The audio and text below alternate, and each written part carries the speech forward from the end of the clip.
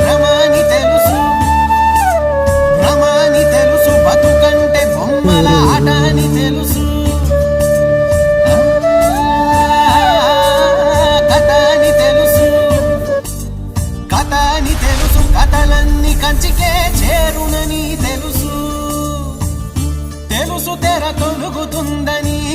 తెలుసు తెల్లారుతుందని తెలుసు ఈ కట్టె పుట్టుకుమంటదని తెలుసు ఈ మట్టి మట్టిలో కలిసిపోతదని